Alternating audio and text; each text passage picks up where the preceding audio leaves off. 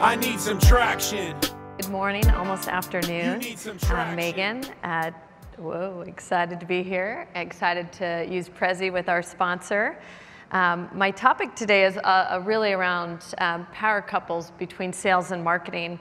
And my first job out of business school, I joined a startup that had just been acquired by IBM called Trigo. And the CMO there, Dan Drucker, gave me some very good advice that I took with me to every job after that, and I think is an important part of my success in demand gen and growth. He said the most important relationship you're going to have is with your sales team, and you should treat them like not only a partner, but an internal customer.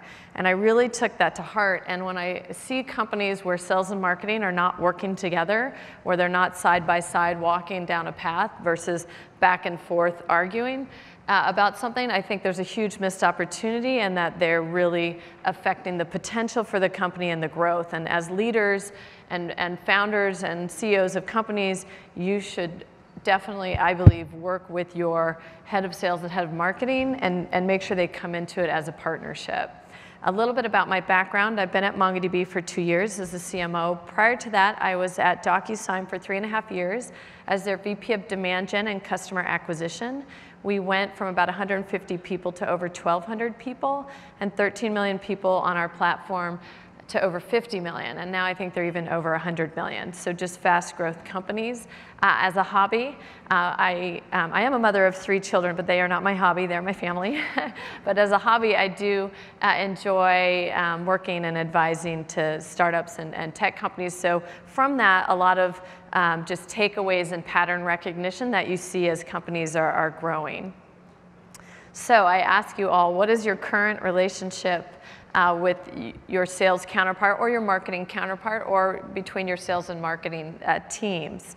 I think for us at MongoDB, we both have children, but we also love our Frenchies. And I think just spending time to get to know each other and partner together is an important part, and it's much more fun to work with a counterpart that you've got a relationship with.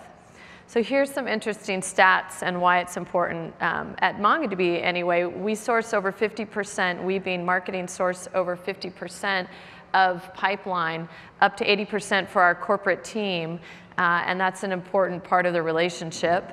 Over 90% of our leads actually come through our website. I think stats you'll get from SiriusDecisions is it's in the 60s, but for us it's quite high. And about 52% of sales that don't make it, or customers that don't buy, are lack of sales enablement and alignment between marketing and sales. So I think we all know sales and marketing alignment's critical to the success of your company. So what are the 3 basic, I tried to put this into 3 things when I really think about what's the success to my alignment with sales. There's really 3 things and 3 building blocks.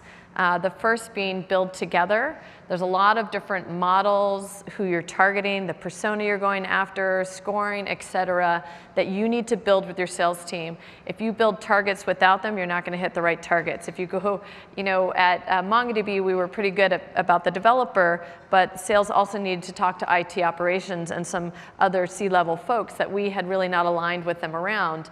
And so we were sending leads over that they really didn't want to talk to. So it was an important part of, really in my early days, was aligning around who do you want to talk to, what are the issues you're having, what's a quality lead, different things like that. The second is transparency and results in any relationship. If you're not honest and truthful and you can't believe what the other person says, it's probably not going to be a successful relationship in the long term. And then habitual communication, constant communication. Imagine getting married and not talking to your spouse for a very long time. It's probably not going to be a successful relationship either. And all of this, we know, sits on a technology stack that combines us together so that we can watch those manufacturing of leads go through, how they're assigned, who's picking them up, what's converting, what's not, and learn from the data and the insights that are in that. So diving into build together, these 5 areas are really important things, I think, out of the gate. When I joined MongoDB, I had 3 priorities. One was sales and marketing alignment. Number 2 was marketing technology systems. And then 3 was brand and how we messaged ourselves. So if we dive into these areas, it was very specific that I understood the buyer's journey, what had been successful in the past, What type of content do we need to create for the sales team and to draw in the people that we wanted to talk with and buy from us?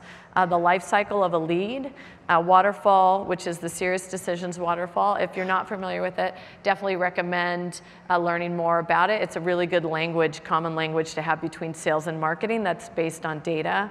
And then nurture programs, which I would consider content inbound marketing. So spent a lot of time meeting with the sales team, when they created opportunities, what were they looking at, what were the issues people were having when they wanted to buy, did they have issues around security, did I need to build more content there, did they understand what NoSQL was. We're an open source database based on document style, that's new to some, but not all, so what kind of things I need to put in the market to educate people to bring them into our funnel. And then when they're buying, what are the questions they have? Do they have questions around security? Do they have questions around scale? How even migrating existing workloads over to MongoDB? And then implementation, and then helping them become advocates or even buy, learn about other product offerings that we have. The next thing, this is the eye chart, not meant to really look at the details of it, but the categories matter. Every year, and this is the third year I've done it now, headed into my third year, we look across the year, we look at the quarters, and there's certain themes and content that we're going to have to create naturally. First of all of us have products, we've got launches. What type of content are we going to need to create to enable the sales team and to bring more people into the funnel? The second is working with analysts. As the company matures, you start to work with analysts like Forrester, 451, Gartner, et cetera, and what type of content are your buyers looking at and what analysts are they looking to make that decision? We also have key events. All of us are attending different events. We're going to have launches around it. There's topics. We go to things like Amazon reInvent. What kind of content is the field going to need for that and to educate and bring people in? Then we've got our overall theme, which is MongoDB is for giant ideas. And how do we break that down? We're for mission critical apps. We're for the developer. Build apps, don't focus on ops. Different things like that we can get out in the market to support our efforts. And then lastly, quarterly themes. At the bottom. This year we've actually added languages. We're targeting different language communities like Python and Java. And so what kind of content do we need to create and support the field with? So I think this is a great way to align, and not only with your sales team, but with your marketing organization. Product marketing's creating the content, demand gen's getting it through the channel. You've got communications if you focused on an industry like retail, they're aligning customer case studies around it. So all of this really helps my marketing team understand what our focus is for that quarter, what we're building out, and then what we need to syndicate out into the market. The next thing, another eye chart, but it's a manufacturing workflow. Leads coming in through your website, going in through your marketing automation platform over to your CRM like Salesforce.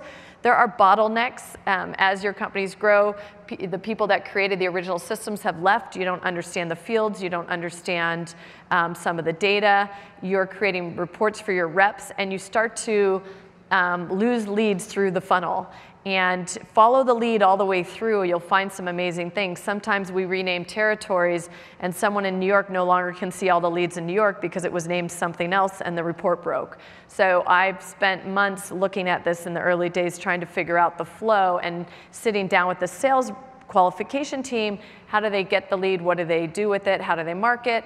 And then how do they pass it on to the sales rep? Okay, sales rep, now what do you do with it? Just so we don't, we spend so much money bringing leads in, marking them as qualified, we just can't leave them there. We need to follow it all the way through.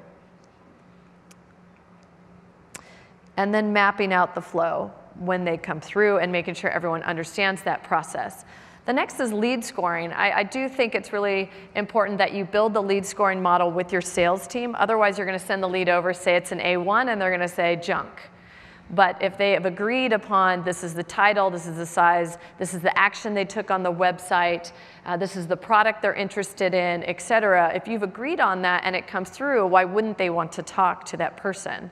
And so building the model out and then automating it so when the leads come in, you only show them the subset of the ones that they want. We actually have it set up where we only assign what we would call an MQL, a qualified lead, to the rep, and the rest go into a shark tank. So if the reps they don't have enough volume, or they want to dive in and look at the other leads that have activity but haven't made a certain threshold, they can still do that and grab those leads and work them. And then this is the serious decisions waterfall. This is when the leads come in, how do you say they're qualified enough to go to sales? And then does sales accept them or not? The first year I was at MongoDB, we really looked at the volume of qualified leads. And we're measuring my team on, okay, have we gotten enough qualified leads by this definition we've agreed to with sales?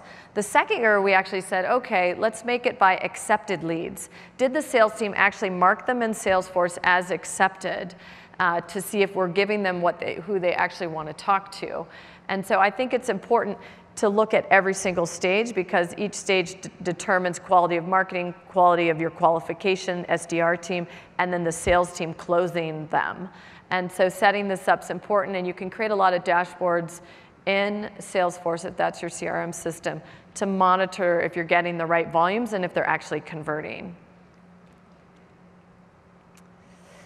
All right, once you have these leads and they're coming to your system, they're not all ready to buy at the same time. Some are just running a project, they're trying to learn more.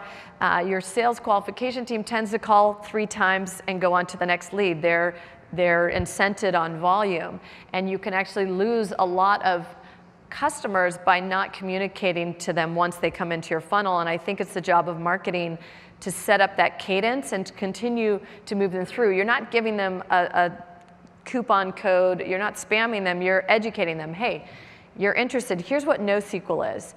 Here's how other customers have used this type of database. Here's something around microservices. Here's something around blockchain. You're educating them more and more about the space. You're understanding their pain and how others have addressed it. And so this nurture system, what you're seeing is it's that buyer's journey across the top.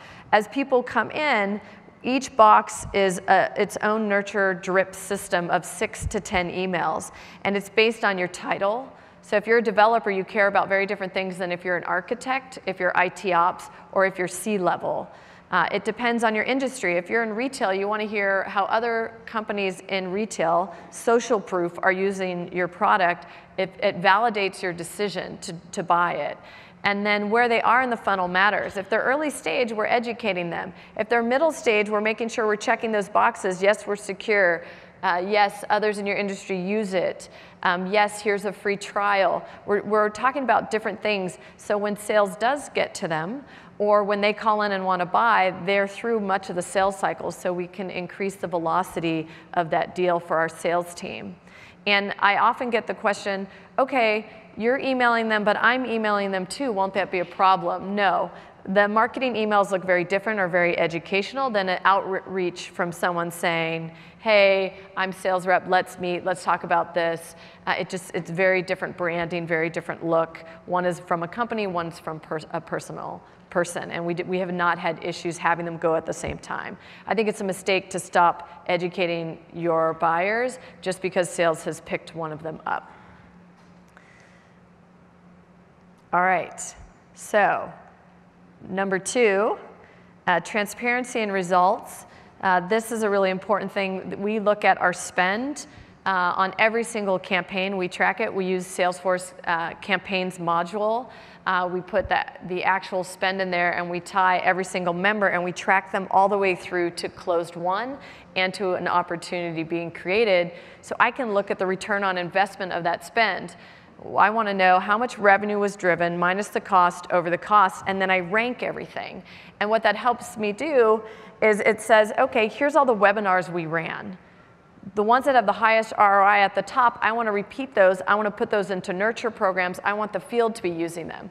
Same thing with white papers. We consistently see our architectural guide as the #1 return. If someone reviews and downloads that, they convert to buy. And so I'm going to continue to get that content out there. And every quarter we rank every single campaign, every single event. And then we come and we show where that ranks, and we have a very good conversation with sales why we're not doing some events, why we're doing these events. We also, what I've found by showing this and working with sales is when they need more pipeline or they need more activity, they're there with you in front of the CFO fighting for you to get more budget or even more headcount. My CRO just went to bat to get a new field marketer for our mid-market.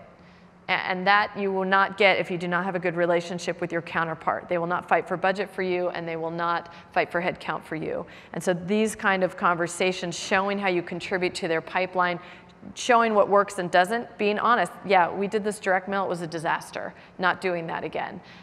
You know, you need to be able to say both, because marketers tend to market. We tend to say everything's amazing, everything's great, everything's growing, this was awesome, that's our nature. But we do have to have a sober conversation when it comes to our sales counterparts so they trust us. And the third block is habitual communication. And it's easy to just start out. At the beginning of my tenure at MongoDB, I could have just met with the head of sales, heard what he was looking for, met with the sales leaders, gone and created the scoring model, created the dashboards, and left it. But this is a living, breathing organization. We have new sales leaders in all the time. We have new SDRs in all the time.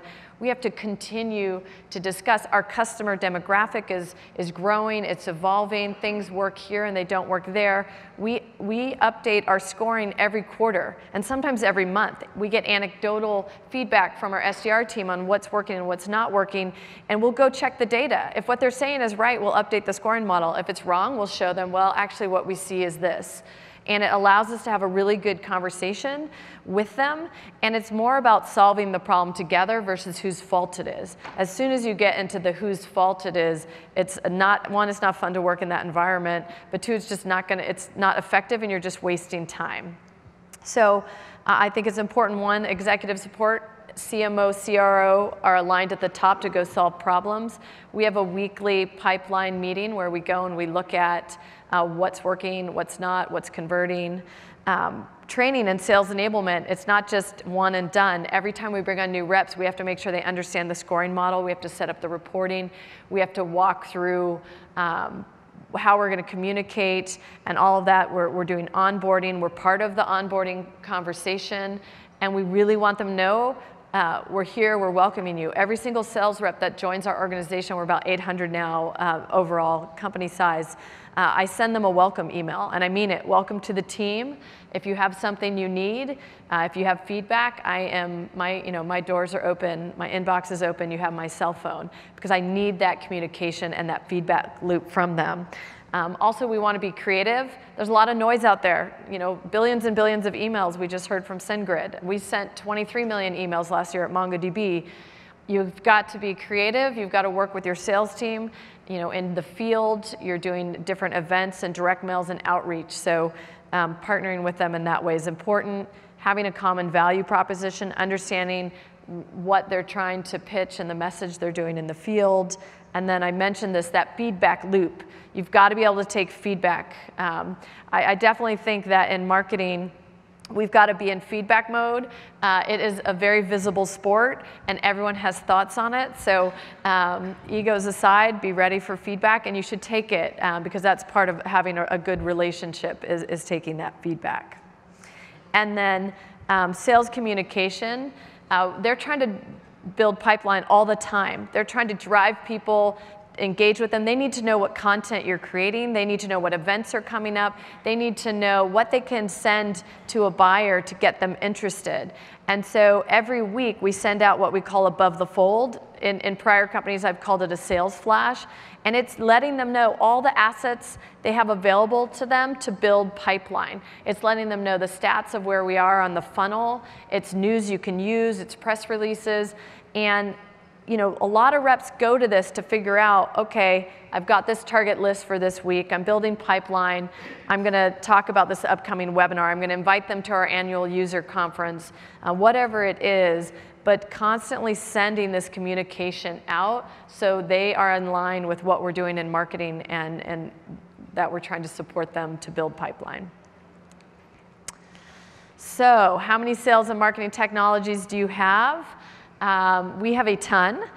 Just in marketing alone, we have over 23 different technologies, sales 10 plus, 15 plus. But it's an important foundation in order to really follow, one, bring these leads in, but bring them through the funnel. This is our funnel on the marketing side. And as you can see, it's creating that awareness, that umbrella to get people to come to your site. It's capturing them once they're there. It's getting the ones that are the most likely to buy in front of your sales team. It's helping your sales team communicate effectively and us communicate to them. And then it's keeping them as customers once they're a part of our family and educating them about the other products that we have available. So I do think technology is an important part. As you're building out your company, you really want to think about what you need to put in place. What's your marketing automation platform that you're going to pick? What are you going to plug into that based on your specific business? I love the chart around growth and how to figure out, what channels are really important for your business, and then betting on some of the other channels as well. And the power couple offspring from that is that you're going to, one, have incredible insights and efficiencies. You're going to increase your lead conversion. Your sales team's actually going to work what marketing brings in. You're going to have that good relationship and partnership. And it's going to be a lot more fun for everyone to work in both of those organizations when you're supporting each other. I think the battlefield is in the market. It shouldn't be in the company. So that partnership's important. And these are the Power Couple Playbook, Build Together, Transparency and Results, and Habitual Communication. With that, you'll have a better shot at growth. Thank you for having me. If I did not plug MongoDB Atlas, I would not be here today as the CMO. For those of you building out, this is a promo code for $30 off at mongodb.com/Atlas. Go check it out, and thank you again.